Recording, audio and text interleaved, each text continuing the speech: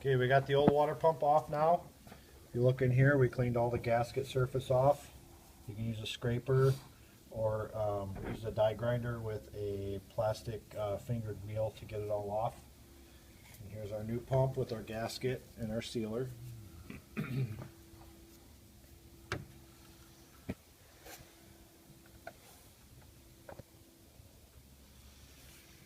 you're going to want to start a couple bolts so it'll hold it in.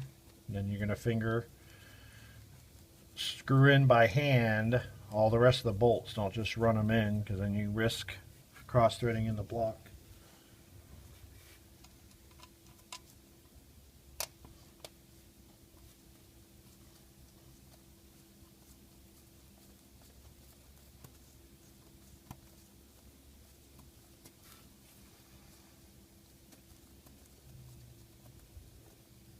So 2 of those hand tight will hold it in place, and then you can put the rest of them in.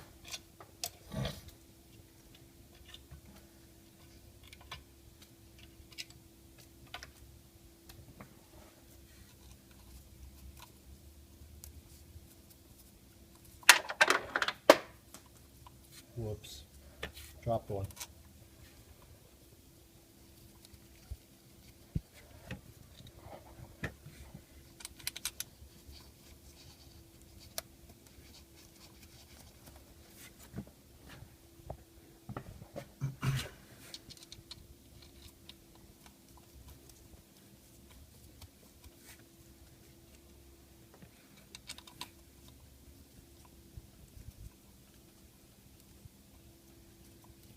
And as you can see, this isn't that bad of a job, and like I said, I took this pulley off for you to have a view, but you don't have to take it off to do the water pump. It was actually for a camera visual. Because that idler pulley would have been in the way of the camera. But if you're standing right on the front of the vehicle to work on this, doesn't really get in your way.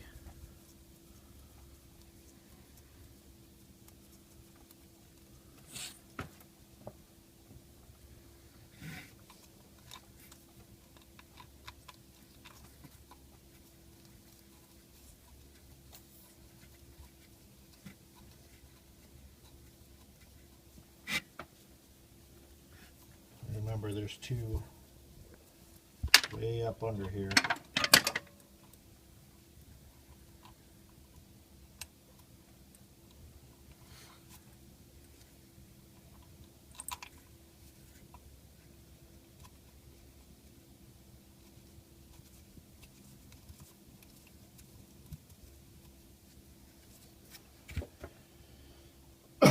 Alright, I'll be right back. I dropped one and I gotta find it, and we'll show you how to tighten them down. Okay, we got all of our bolts started. We're going to do them by hand. You don't want to run these in with an air gun or anything like that. This is another one where you just go just tight. You don't have to really wrench on it.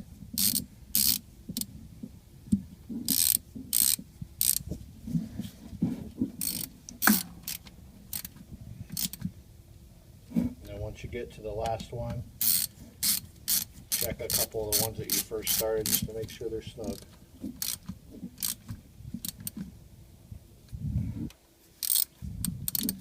One thing you may have noticed was the sealer that we used. You might have noticed it looked red as opposed to gray or black. What we use is an anaerobic sealer that seals once it squeezes on and loses with the absence of air, actually. Then it hardens, seals up good. You can put this gasket on without any sealer. They aren't designed to work that way, but we like to use sealer just as an extra precaution. We use the anaerobic sealer as opposed to a silicone or RTV because, one, we like the way it seals, and the other reason is it takes less time to cure. With a silicone, you need at least 3 or 4 hours for it to cure real well. This usually cures by the time you're done with the job. Doesn't take very long. And then you can almost fill the car and start it almost immediately, and it'll cure as it over time with the absence of air. Yeah, it doesn't have a lot of set time. I mean, that's our preference. It's a little more expensive than regular silicone sealer, but sometimes spending a little bit extra money saves you time and chance of it leaking again at the gasket because you didn't let the silicone cure enough. But it's your choice which one to use. That's just our preference, and we thought we'd make a note because it didn't look red or gray or black like most sealers look.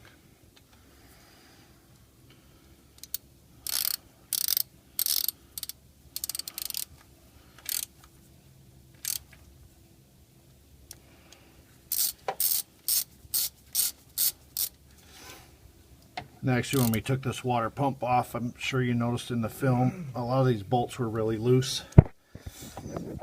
And to me, that becomes a characteristic of RTV because it makes a nice firm gasket. And then over time, it flattens out. And probably all these bolts got loose because it dried out and got hard. Okay, there's our water pump.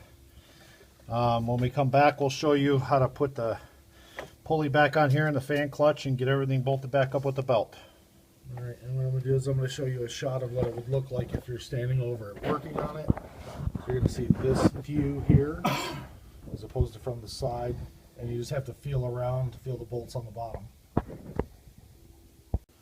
All right, now we're ready to install our shroud and our fan.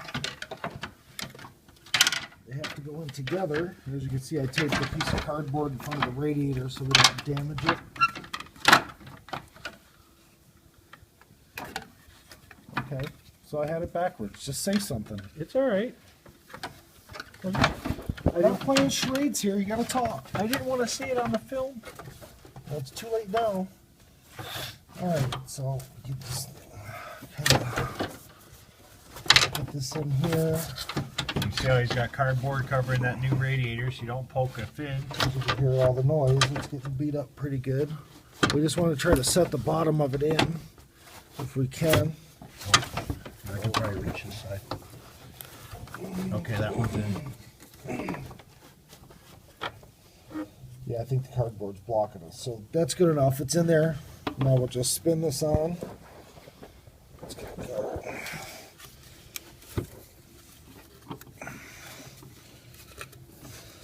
Get this thing going.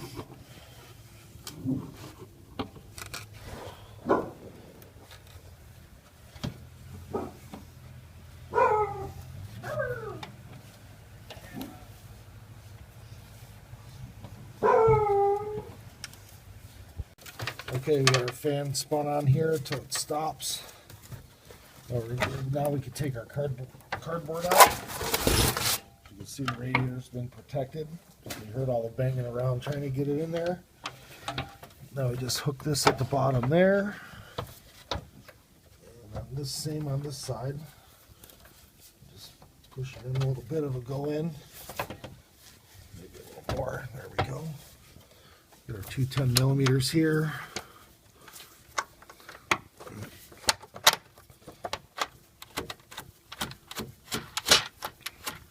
That one started. This one started over here.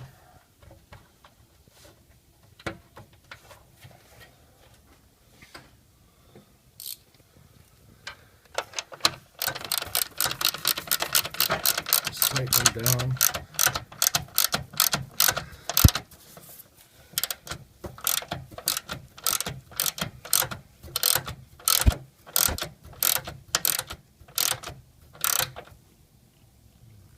Snug. You want to explain to him what the white stuff is there on our adapter so I can turn this down? Yeah, and these here we just an extra precaution, and these are tapered. The originals didn't have it on there, but we put Teflon tape on there just so we didn't get a leak. Okay, and remember inside of here there's an O-ring, so we don't need the tape on there.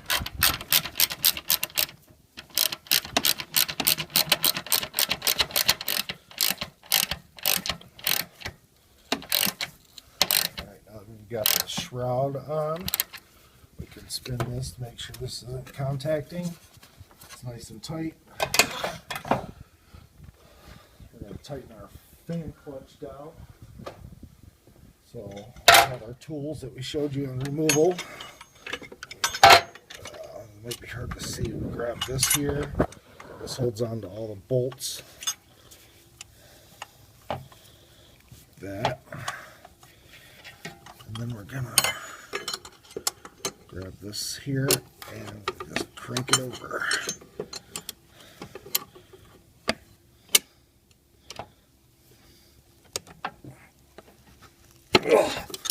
All right, now we got that snug down, and like I said, as the engine spins, it'll help to tighten it up a little more. Let's see what we have left. We have our hose here for overflow. Don't forget to put that on. Goes back over here. Did this guy bring us a new radiator cap? No. Okay. He had a new one on it.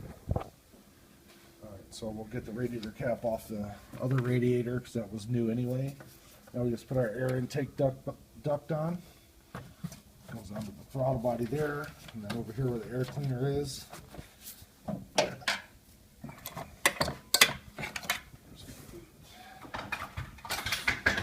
These don't have to be real tight, just enough where it doesn't come off.